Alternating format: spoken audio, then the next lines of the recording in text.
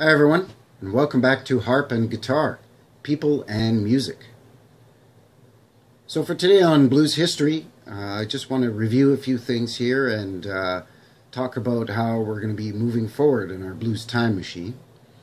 So far we've discussed early proto-blues, work songs, field hollers, and reels, and that sort of thing. And we've also talked a little bit about how blues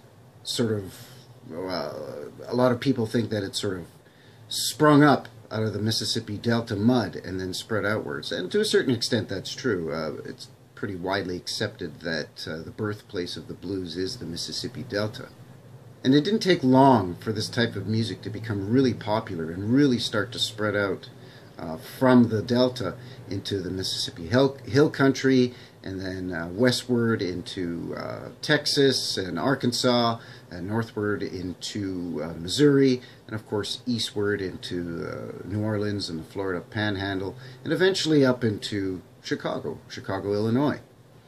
And during this time period, the early to late 20s, there was a lot of cross-pollination because the blues at this time was still really considered a type of folk music.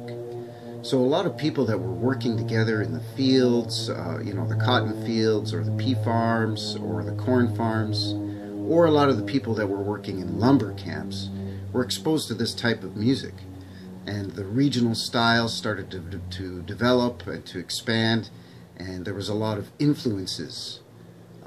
The Delta blues spread outward and it influenced some of the regional styles, and as a result, in the ensuing years, these regional styles sort of started to commingle and started to influence the Delta blues itself. And this created a huge explosion of different styles and subgenres of the blues.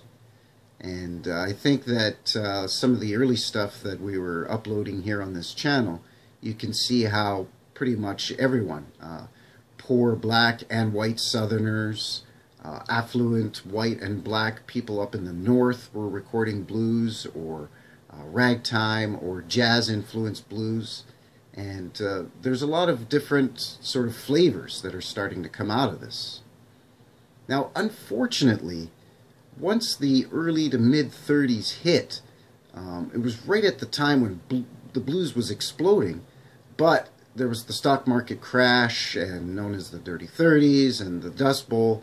So unfortunately, a lot of blues were not being recorded during this time.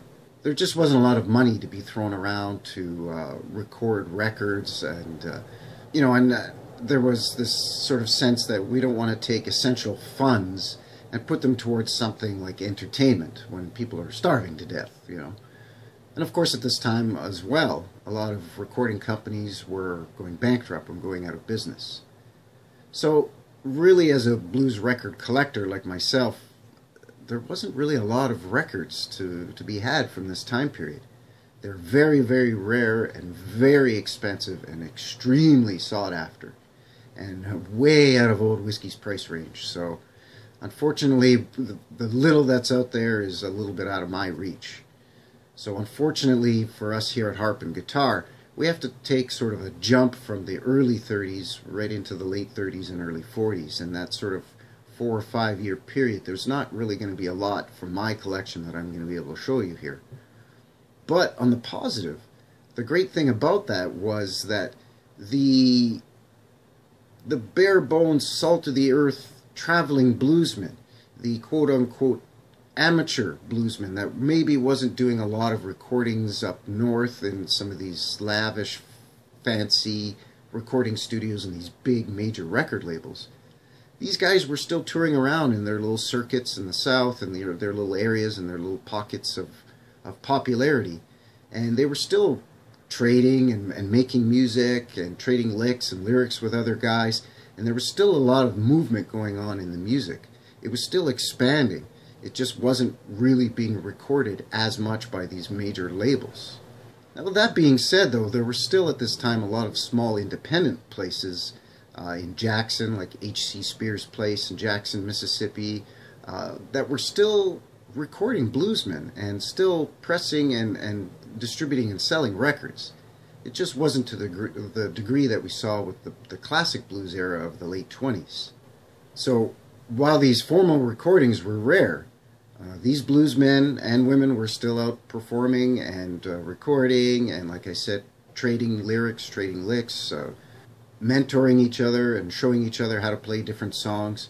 And there was still a lot of music being produced and being pushed outwards for the population to really enjoy.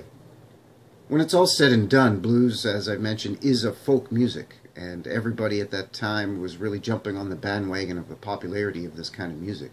So that's why you see the blues starting to influence jazz, as I mentioned, and influencing western swing, and influencing hillbilly music. And a lot of times somebody will record a blues song and it'll become quite popular and everybody's listening to it. Then somebody else will record a similar song, and that style would end up influencing the other styles of blues. So you get a lot of, as I mentioned, this cross-pollination where you have guys performing ragtime songs, blues songs, jazz songs, western swing songs, and there really was no distinction from one to the other. These guys were folk musicians, and they were playing what the folks wanted to hear. So that's why you hear a lot of similar styles in a lot of different songs, and even in a lot of different subgenres of music. As I mentioned, you know, western swing or hillbilly music influenced blues because blues influenced them. A lot of these western swing guys were playing a bit of jazz. A lot of jazz guys were playing blues.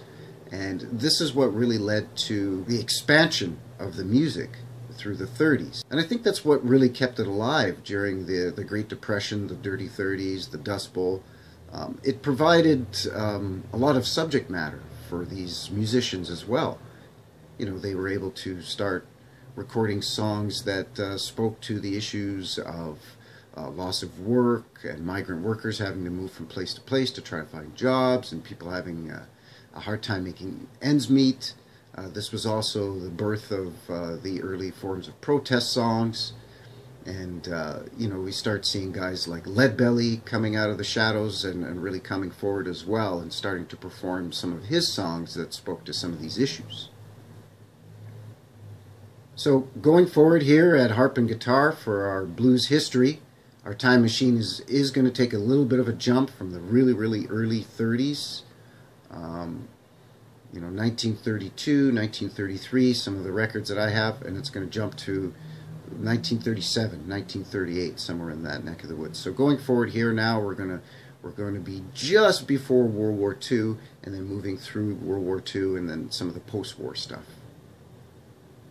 So I think that's going to do it here today for Harp and Guitar, People and Music, and your blues history.